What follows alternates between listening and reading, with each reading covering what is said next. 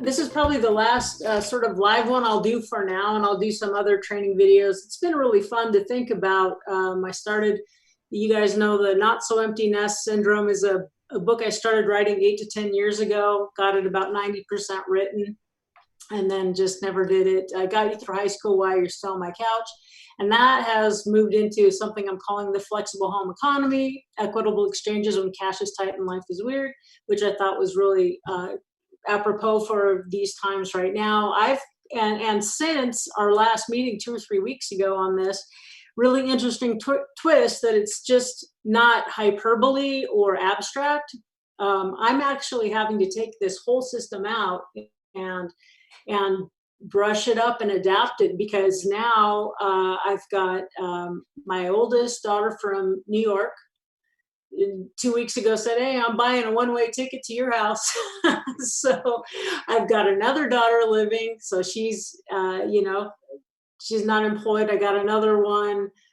She has her online business, but no regular working right now. And then one of the other gals thought she was going back to work, and then they extended it another 30 days till the end of May. So we have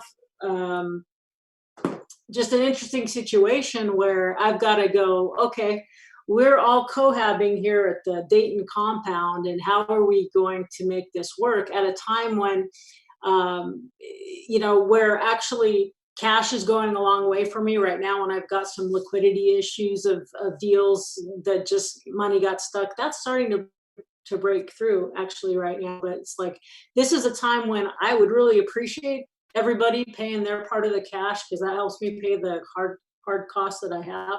Even though it's very low leverage, I think it probably costs us $1,000 a month to live there on this 3-acre property, something like that. So not bad, including everything, utilities, mortgage payment, and Wi-Fi even, I think.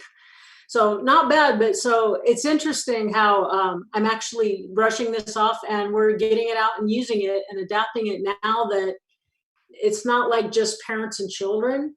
It is more like equal adults living in the house. And so it's presenting a very interesting challenge. So I think it was kind of interesting that this comes up right now. So I'm only going to go about a half an hour, I hope, because I know everyone's really busy. And as David was saying, we're probably all on a ton of. So today, what I want to cover is the things the background things, because I can pull out the graphs and explain, exactly how I set up the system, but the things that made it successful and created a platform for it to work are the things I'm going to talk about briefly today. So early on, I had a lot of therapy starting in my probably late 20s, early 30s. And then when Teresa and I got together, we did a lot of counseling, because guess what? Most of us don't get a lot of training on just basic communication tools, and then also just understanding what's going on with yourself, right? And so this comes back. One of the things that came out of it that I like to say all the time is that healthy, successful relationships, both personally and professionally, often come down to direct nurturing or / compassion, and to clear boundaries. Clear boundaries are super important to healthy relationships. Really, really important. And I keep getting lessons on that, and refining them and refining them all the time. Sometimes we would rather be far away from people and keep them really far away, because it's uncomfortable to set boundaries and keep them close. You don't want to have to say no, so you get really uptight when someone makes you have to say no. So this is like some of the cut and paste I took from my original manuscript, but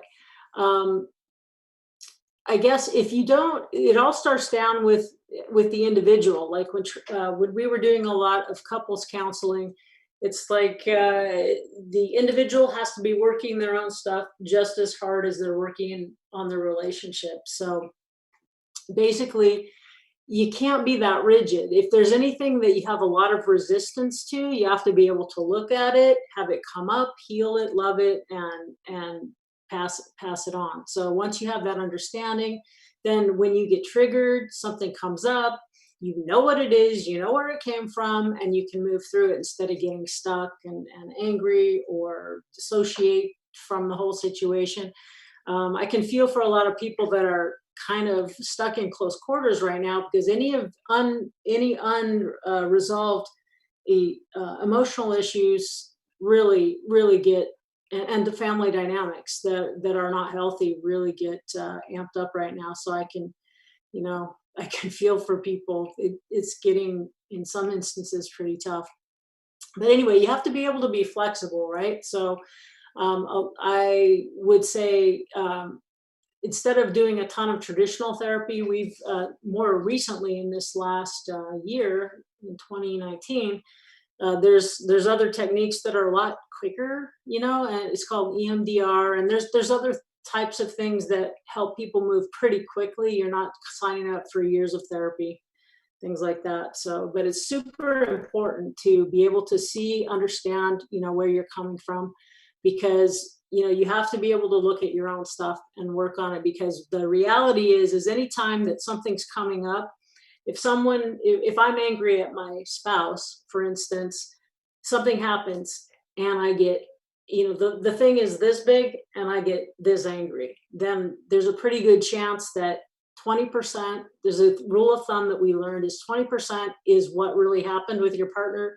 80% is the stuff from your past that you're bringing along, your baggage. So it's super important to start with healthy people, and then couples that know how to communicate. And so, like I said, we're basically not taught communication skills. So when we learned how to communicate and basically how to listen, it really changed everything. And we were introduced to something called safety days or container days. And we worked it hard. We worked it really, really hard. We had very different styles of parenting, very different styles of communicating. And our therapist, wow, she was amazing. But she says, basically, I'm handing you this program and I'm working myself out of a job, basically, because once you guys learn this, you're not going to need me. So basically, it's an idea where the concept is in a couple, you usually have a maximizer and a minimizer. So a maximizer, which was me, takes up a lot of space, is very verbal, very articulate. And the minimize, and I, in the early days, I'm remembering now, I thought I would literally die if I didn't say everything that I felt or thought or felt. If I had some unexpressed thing that came up for me and it didn't get out there, like I literally thought I would die. I didn't know if I could do this. And then my partner, being the minimizer, she's more happy just to let things roll and not tell me anything of what's going on. So she thought she would actually die if she had to be exposed and actually be seen. This is what I'm really thinking. This is what I'm really feeling. And it takes a certain amount of vulnerability to be able to do that. So it was interesting. So it's getting the minimizer to stretch up to be bigger in the relationship, and getting the maximizer to kind of create space for the other person a little bit more verbally, emotionally, things like that. So it was one day on, one day off. Okay, I'm on duty. So if anything comes up, it's my job to hold space and just hear and reflect, and not argue and not defend, just to hear and reflect where you're at. And so we worked it super hard, and it actually was very, very successful for our relationship. And that actually just turned out to set us up to be good with the kids then. So once you have your individual, then you have your strong couple, and then that falls into the family system. So then we could teach our children and create emotional safety for them in the home, but still clear boundaries, right? So it helped us to give them some emotional intelligence and the reflection bench, which is was really profound for the children, absolutely profound. It's where we took what we had learned with the safety days and translated it into something that would work for them. So basically, the emotional intelligence, what we did is we needed, when a lot of times, and a lot of adults are like this right now. And Dave Kurtzman, if you need to get a hold of me, will you text me? Because I'm just in full screen mode and I probably won't say anything. If you need to tell me something's wrong, please text me.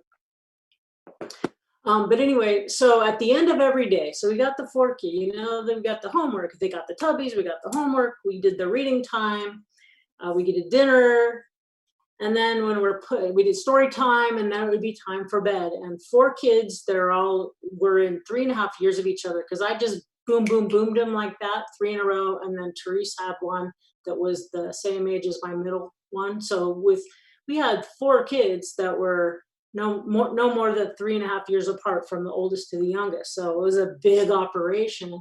And so we loved it though, man. We were into our kids. We were really into parenting and mothering and wanting to give them the best possible chance of being successful in life. So anyway, part of the emotional intelligence training was you lay with them in bed almost every night. Everybody got this. You lay down with them and you say, well, what was the happiest part of your day?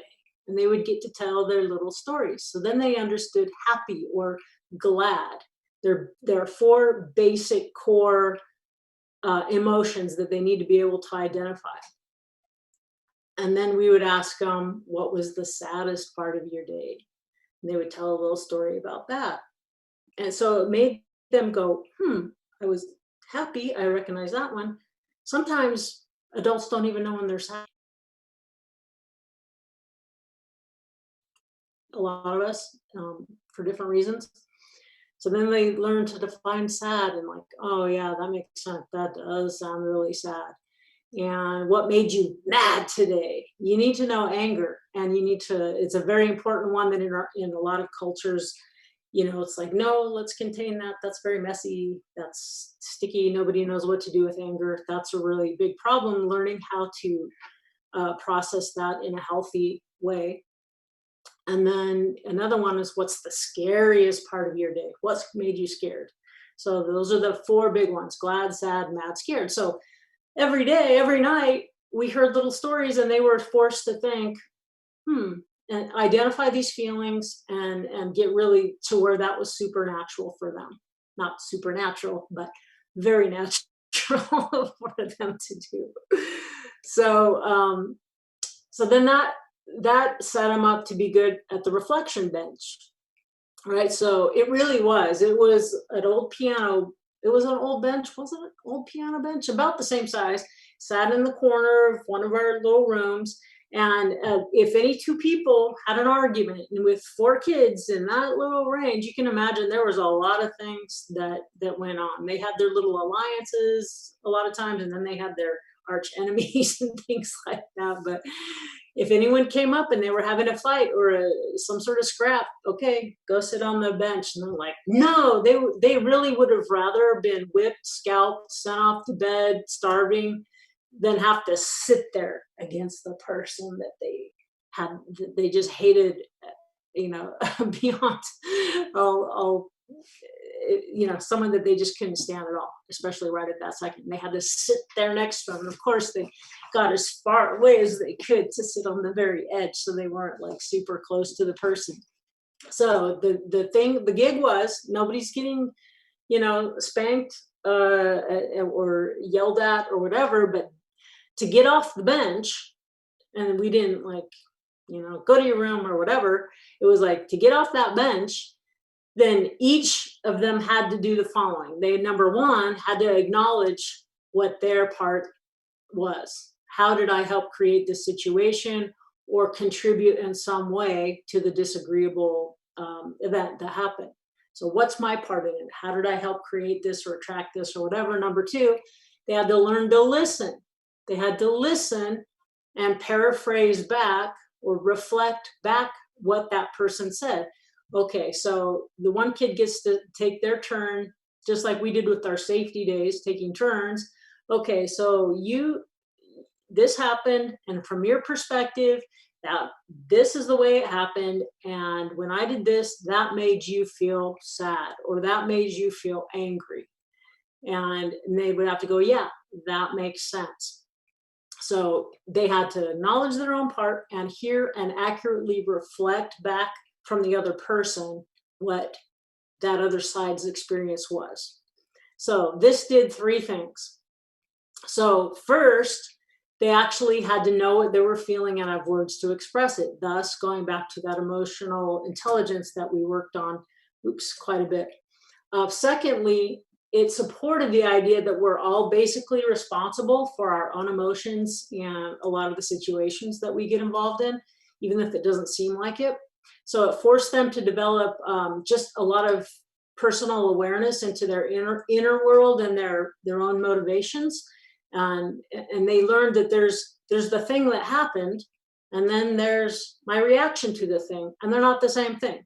There's the thing that actually happened, there's their reaction, and that there's actually a point of choice on how they respond, how they, and based on how they think about it, how they actually feel about it. So they start to learn that they are not one with the situation, that it isn't a foregone conclusion. There is a point of choice and separation. This is not me, this is an experience I'm having. And so they just start to develop that inner awareness and be able to articulate it in this family of emotional safety that we created, so that they could feel like it's okay to say, yeah, well, I hate that person and I really want all the toys for myself. And we didn't make them wrong. We just go, okay, well, you know that doesn't mean they got to keep all the toys and play with them. Didn't have to share, but it was okay for them to express wherever they were really at. And thirdly, this is super important. That again, most adults I don't find know this or exhibit this very well, that you don't have to agree with someone to actually make them feel heard and understood. It's like, so I can say, yes, I hear what you're saying, and based on what you're telling me, I can go, yeah, if I were thinking that, if I had that assumption, and knowing what I know about you, it makes sense how you got from A to B to C. And that makes sense to me. I don't happen to agree, but it does make sense to me how you got there. So, because usually what happens when there's a disagreement, we get into defense mode, like we're fighting for our lives. So instead of really, while someone else is talking or yelling, you're not really listening so that you can understand. You're listening to gather your defense attack once the other person gives you, a breath to move in. So it was super powerful. And actually, like I said, they hated it so much early on, but wow, did they really, they go back to that and like, Mom, I can't believe what you taught us. I mean, as they're adults, they go, there's so many people that are older than us that seem like they should know. And we're sitting down and helping and teaching them. So it was very important.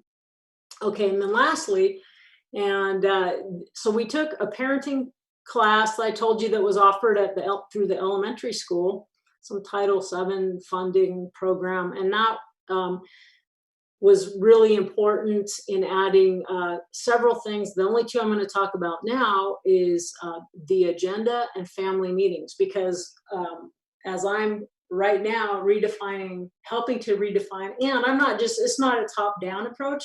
I'm saying, look, we're all adults here, and so we're all going to help create it. And so it's going to be a sort of living, breathing thing that will work for everyone as well as possible, given the circumstances of some people have cash coming in, other people don't. These skills, and at the moment, I don't want my entire family on my payroll. I really want them to be contributing as much as possible, right? So a lot of how that's looking, instead of, if you remember the last time we were on, I was just saying, if you don't have money, then but you have more time, then here's what your time is valued at, and here's the qualifying activities. Well, instead of going, okay, keeping track of your time, with the adults, now that they're all adults and some aren't, weren't raised by us, some were, but I'll just say, okay, I'm going to pay you actual money, because when they were kids, I couldn't have done this, because if I would have paid them money and they blew it, then they wouldn't have had money to pay me rent. Whereas now as adults, I go, look, I'm going to need you to pay me rent, and I'm willing to pay you $15 an hour to do XYZ, these sorts of activities that really help the family system. But I got to cap it off at what you're going to pay me in rent. So they can earn cash from me. I pay them the cash. Okay, you can earn up to whatever it is your rent is. And then I expect you to pay that back to me. So that's one current iteration that I'm doing now. But anyway, so I just for fun, I just want to show you what some of those agendas look like. Now, this was from 2002, the end of 2002 to about 2005. We saved a few of the funniest ones. So the agenda, let me just get to it, get out of here and open up this. Okay, so I want to say, like, here's the agenda. Here's one. Okay, this is from 3:30. So this was March or something. So this would be the agenda. This would be up on the fridge all week long. So if anything was a problem or anything came up from us or any of the kids, because we didn't want to nag them on stuff incessantly, and we didn't want to hear them whining incessantly. So like when we had an issue, we'd write it down on the agenda to come up at the family meeting, which was every Monday night following the family home evening that we had during our Mormon days. So basically, and then any of the kids who had an issue, just go write it on the agenda. And so that just goes, it's not we're telling you, be quiet, we're not going to hear you. It's, we will get to it, but not right now. But you can trust that if you write it down, your question or your concern, your whatever's going on will be addressed, so you can relax about it. It's on the agenda. And some of the times things would resolve before we got to the meeting, so they'd cross them out. And so I have a small sampling. We did this every week for probably 3 years, I want to say. But so things that would be written on the agenda: dish duty, Lauren kicking and punching. And then number 3, kids have own special dates. And yeah, that was another thing. With so many kids, they never got one-on-one time. It was hard to get one-on-one time with parents. So we would have special dates. Once a month, one kid would get to go with one parent. Then the next month they got to. So anyway, there's 4 special dates for me, one with each of the kids. And then my partner had special dates also. So you get 2 special dates a month. I think that's how we did it. So they could get a little one-on-one time. 4 barbarian dinners. Yeah, we had barbarian dinners in the backyard. It was awesome, because sometimes we just were so tired of enforcing good manners. We're like, God, can we just have one day where we don't have to keep telling them, how to have manners? And like, okay, we're going to have one day, we're going to do barbarian dinner in the backyard. Towels, grounding. And then that would be followed up by a meeting. And clearly, then they would take chair. Who is the chairperson? Lauren. Lauren's running the meeting. The secretary, I guess they changed. Heather was the secretary. Dessert, Christy picked out and made the dessert. And Lars was down here, had picked out the game that we were going to play. So after dinner, then we have the family meeting, and someone runs it. And this switched every week. They just switched and rotated through this. Number 1, Lauren kicking and punching, go to therapy, count to 10, walk away, time out. So everyone's saying, what can Lauren do to quit kicking and punching? And then number 2, okay, barbarian dinner. We set it for April 18th. Great. Towels. Okay, nobody using the same towel, or 4 or 5 towels, a new one every time. Lars, I guess Lars, he would just use a new towel every time. So anyway, then they decided they were going to pick their own colors. so everyone knew whose towel was what. Give a verbal warning, special dates, people can pick each other. Anyway, so just an example that I just thought it was so funny. Once I started going through these, like, who is the secretary here? Lauren. Instead of $10 for spending money, mom will put in scholarships. Work hard. Where'd that come from? Adopting a rabbit or saving account bonus? I don't know how this stuff. To chore list. Heather wants to do it. Something about chores, movie night, raising bedtime, dishes, basket for dirty clothes, stupid rules that make no sense at all, asking to play a game.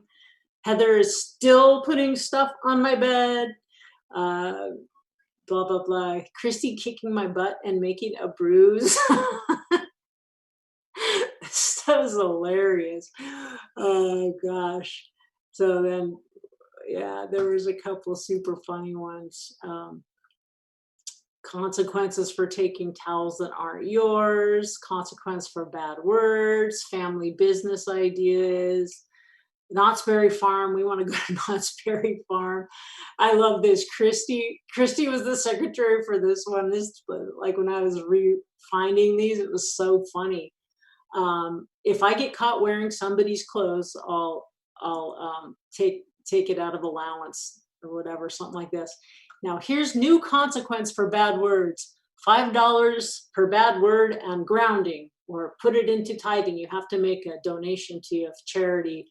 $1 per cuss word. If this doesn't work, add a dumb day of grounding. And then so Christy, while she's quietly taking notes, she's like, pure idiocy. And over here, dumb, horribly dumb. Okay, stupid. This is seriously stupid. And then, P.S. She adds her thing in here. I can say words if I want to, because I think one of this, somebody using my words. Anyway, that must have been new consequence for bad words. No, anyway, sometimes it's like, well, that person had their word and she's using my words. That's the things that I say, blah, blah, blah. Anyway. So I think Christy not covering her mouth, Lauren always calling me plumpy. Oh my goodness. And then if Lars was the secretary, you can see that we usually got a lot of drawings. Poop, war man, tortoise man, this sucks, yay.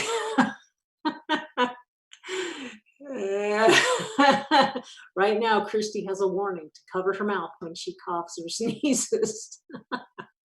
Dawn is pissed off. Okay, Lars is playing too many games. Yeah, I hated that computer game stuff. Anyway, you can just see that, God, it's super funny to look back on now, but I just kind of wanted to share that.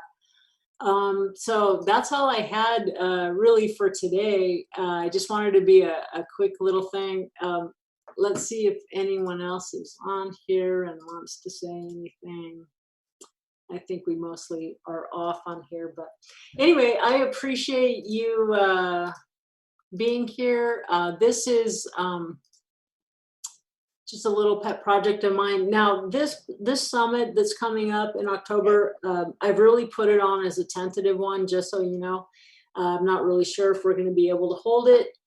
So, but if we do end up doing it and being able to pull that off, it will be October 4th through 7th. So between owner financing and notes, like I said, using the creativity of the whole note business and owner financing is what I kind of used to create this system. So anyway, I hope that was fun for you. Thank you so much for showing up, for caring. I love you, and take care.